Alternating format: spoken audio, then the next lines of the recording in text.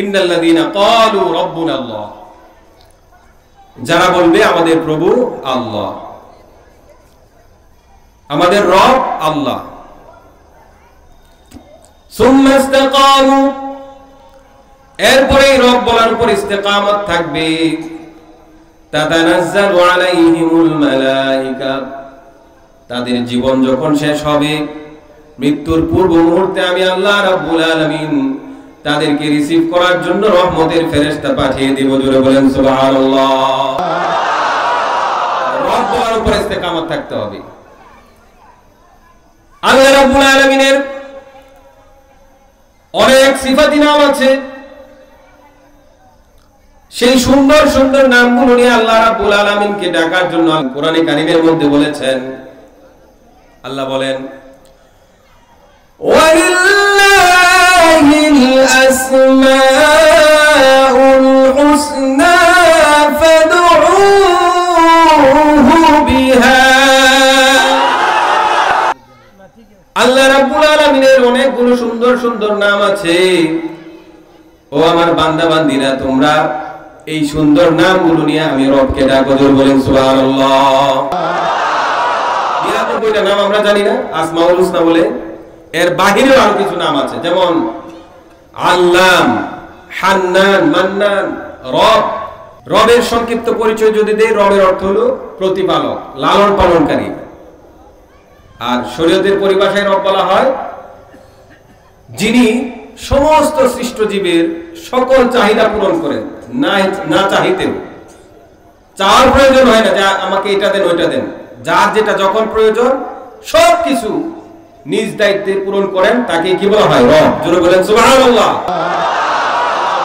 যখন আলমে আর ওয়াহতে, রূহের জগতে সকল প্রাণীকুলে রূহ সৃষ্টি করার পরে দুনিয়াতে যারা এসেছিল, যারা বর্তমানে আছে, যারা আসবে, সকলের রূহকে একত্রিত করেছেন করে আল্লাহ রাব্বুল আলামিন একটা স্বীকারোক্তি নিয়েছিলেন, আলাস্তু বিরাব্বিকুম, আমি কি তোমাদের রব নই?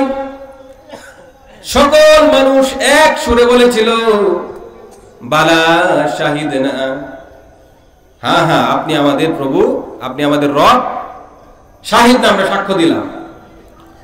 তাহলে আলমে আর রুহাতে আমরা রবকে রব হিসেবে স্বীকার করেছিলাম কিনা? তারা আলমে আর রুহাতে আল্লাহকে রব বলে স্বীকারোক্তি দিয়েছিল।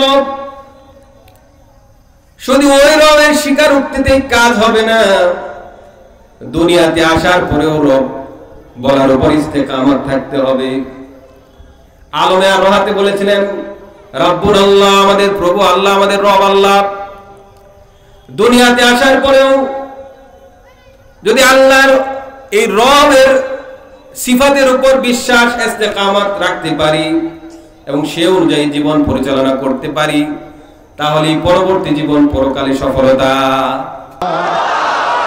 স্বীকার করেছিল, কিন্তু দুনিয়াতে আসার পরে রবের আর খবর নাই, কাফের মুশরিক হয়ে গেছে, বেঈমান হয়ে গেছে। তাহলে ওই রব বলার উপর কোনো লাভ হবে? কথা বুঝতেছেন আবার? রব বলার পরে দুনিয়াতে আসার পরে রবের উপর ইস্তেকামত থাকতে হবে। এজন্য আল্লাহ বলেন, ইন্নাল্লাযীনা ক্বালু রাব্বুনা আল্লাহ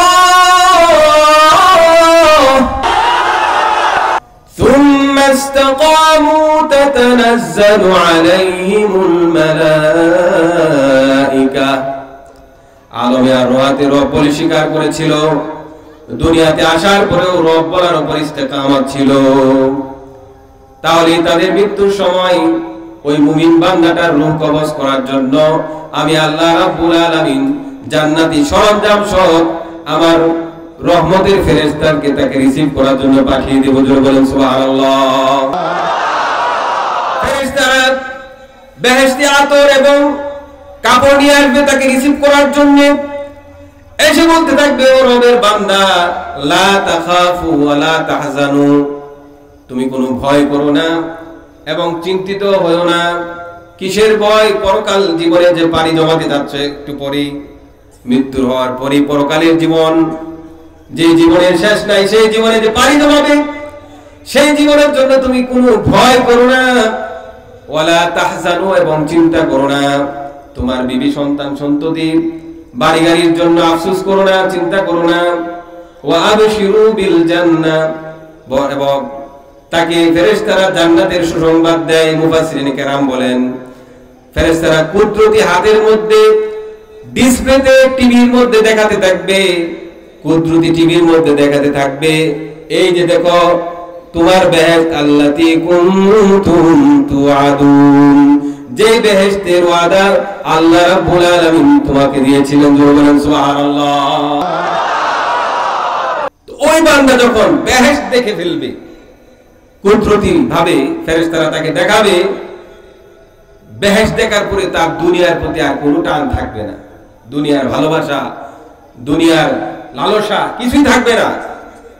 কারণ জান্নাতটা এমন ভাবে, এমন দামি করে আল্লাহ তাআলা বানিয়েছেন, যেটা কোনো চোখ কখনো দেখেনি, কোনো নাক কখনো শুনেনি, কোনো কান কোনোদিন শুনেনি। এমন জান্নাত যখন সে দেখবে, তখন দুনিয়ার দিকে তার কোনো হুঁশ থাকবে?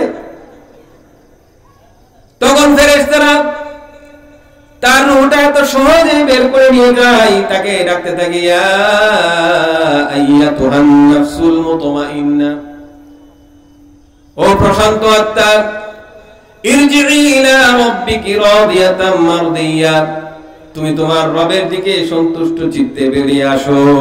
এই রবের দিকে, কিসের দিকে? তোমার রবের দিকে এসে যাও। তুমি রবের উপর স্বীকারোক্তি দিয়েছিলে, দুনিয়াতে ইস্তেকামত ছিলে, অনেক কষ্ট করে এই ইস্তেকামতের উপর দৃঢ় ছিলে, আমল করেছিলে, এখন তোমার মৃত্যুর সময় হয়ে গেছে, আসো আসো, তুমি তোমার রবের দিকে সন্তুষ্ট চিত্তে বেরিয়ে যাও। মুফাসসিরিন কেরাম বলেন, হাদিস শরীফে আসছে, ভরা কলস থেকে পানি ঢাললে যেরকম সহজে বের হয়ে যায়, গড়গড়ায় পড়ে যায়, ওই মুমিন ব্যক্তি যে আল্লাহর উপর ইস্তেকামত ছিল, তার রূহটা এত সহজে বেরিয়ে যাবে, সে হাসতে হাসতে দুনিয়া থেকে বিদায় হবে, টেরও পাবে না। জোরে বলেন সুবহানাল্লাহ।